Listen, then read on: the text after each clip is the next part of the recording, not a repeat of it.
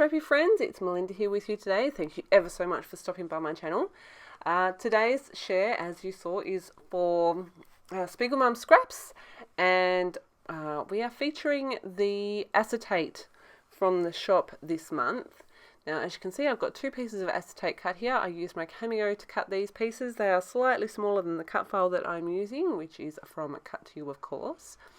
And I thought I would do a super fun technique, get my alcohol inks out, and create my shaker pocket with two pieces of acetate, one at the front, one at the back to seal the sequins in, but to include something fun. So you can see I've got one of my pieces of acetate here.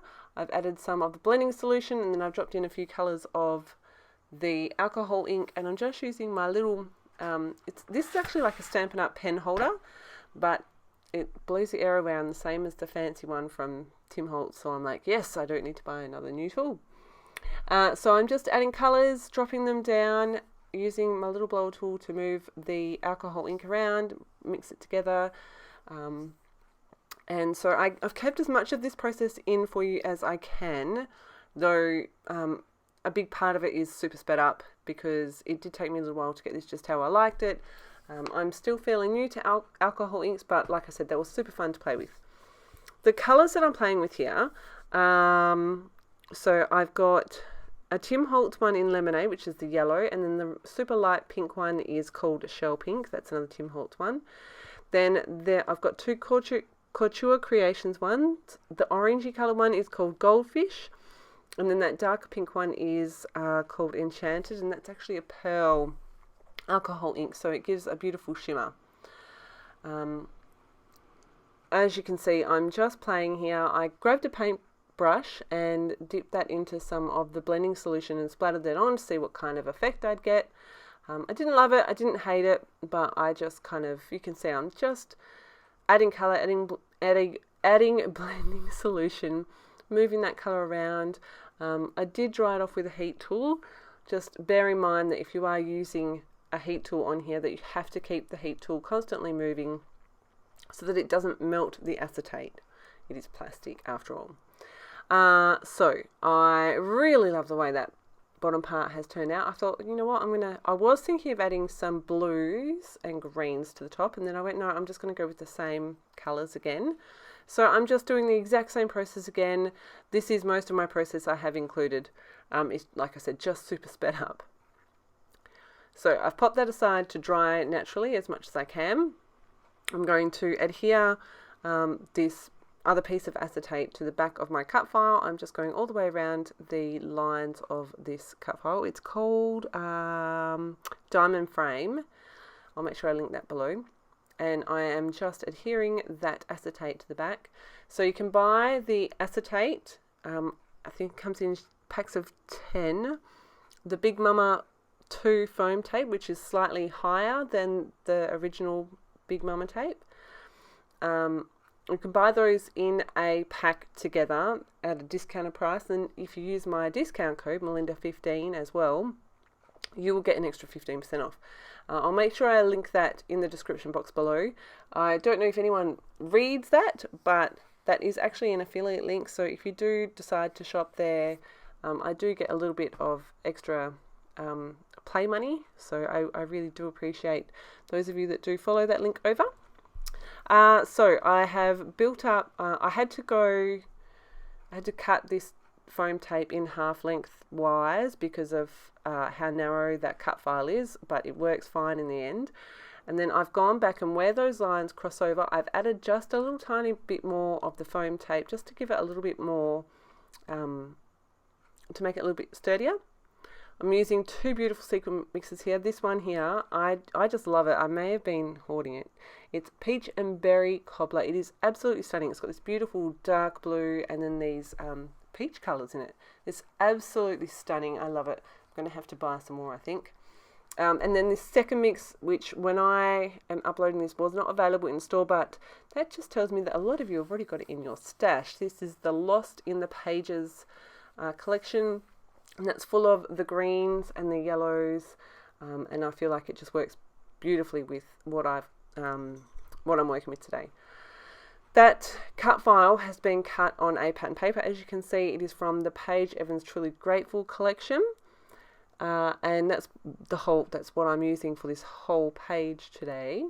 And I'm scrapbooking another photo of myself from the fun time that me and my girlfriends had at the orchard in, I think it was May last year. Yeah, they had some awesome props set up, and I'm on a bike, and we were just laughing, being maniacs. It was so fun. But I actually really like this photo of myself as well, so I thought I would scrapbook it. I thought it worked beautifully with this sequin mix that I had picked out. For this page, I actually dove into my stash of SpiegelMom scrap sequins and went, what do I want to work with? And I was, like I said, I think I've been hoarding this peach and berry cobbler mix. It's stunning. And I was like, you know what, I'm just going to use it. I'm just going to use it. Before I started recording, I had the thought that I would use this blue floral to back my shaker. But I didn't love the idea, so you can see I've cut it. But it just wasn't working for me, so I was like, what else can I do? That's how I came up with my alcohol inks. So I used that piece as a layer behind my photo. I'm just going to distress the edges here. Now, if you haven't used alcohol inks, the reason that I've used them on acetate is because if you use them on cardstock, they just soak straight in, you can't move them. They work best on Yupo paper, which is basically a plastic paper. It's almost like photo paper, but it's different again. It's more plasticky, if that makes any sense. And so that's why they work so beautifully on the acetate as well.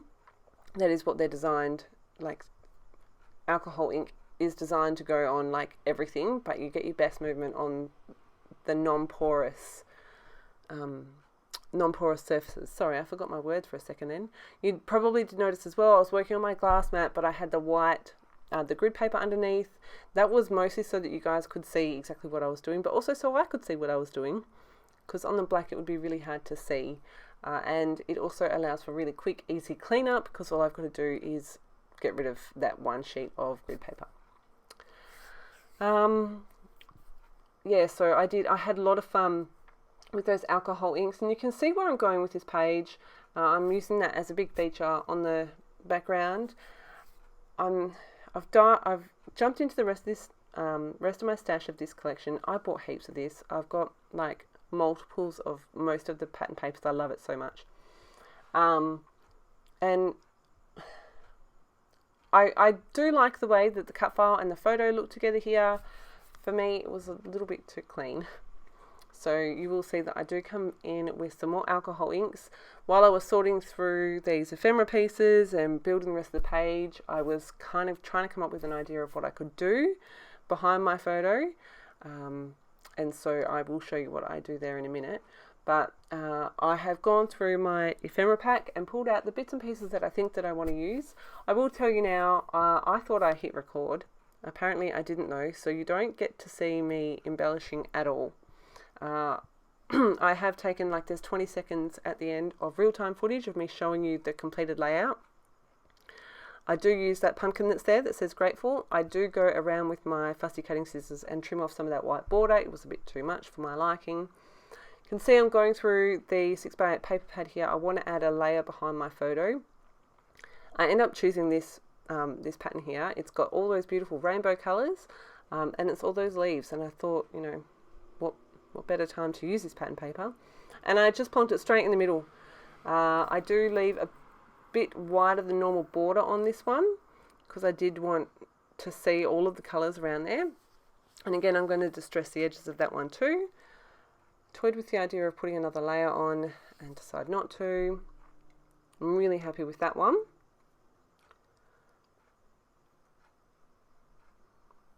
Alright, so I think this is where I am going to apply some gesso. Yeah, so I did do a little experiment off camera, and as I was saying, the alcohol ink just soaks straight into the cardstock. So what I'm actually doing here is applying some clear gesso.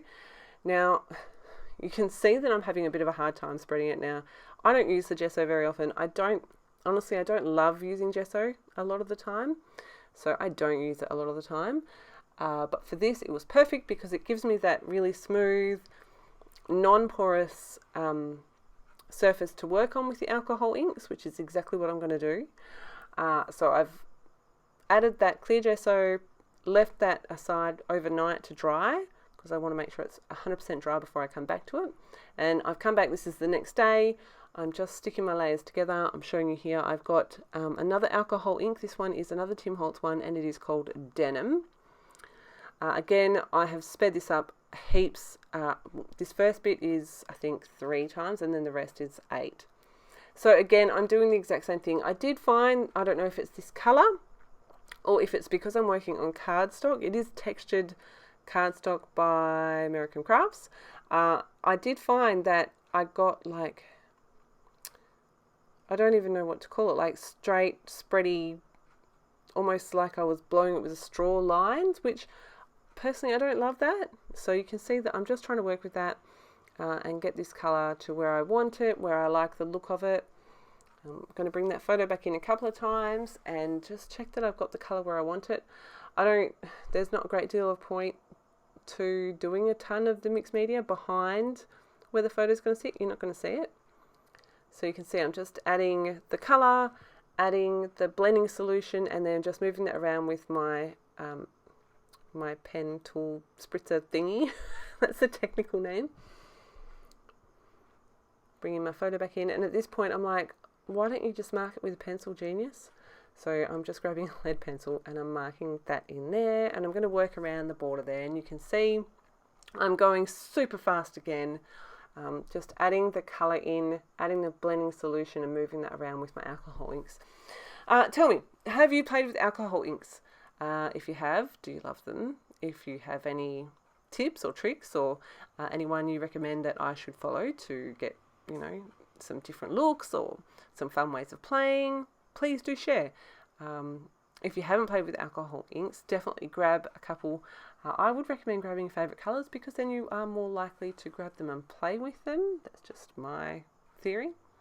But yeah, if you do have anything to share about alcohol inks, you love them, you hate them, you've got any special technique for using them or making them look amazing, let me know. Leave me a link if you know someone else that can show me what to do. But this was super fun. I do love playing with new product, and with product that maybe I'm just learning to use myself. Again, I've come in here, I've got a little paintbrush with some of the blending solution. You can see I'm just moving that around using my air tool. I'll just call it my air tool because it's much quicker. And just moving that color around. The other thing that you don't see on this page, you would have seen it in the end photos, once I have finished everything, I do decide that I want to add a border, but I didn't want to keep it straight and perfect, so I did tear it. I literally tore my layer onto the 2 sides, and then I've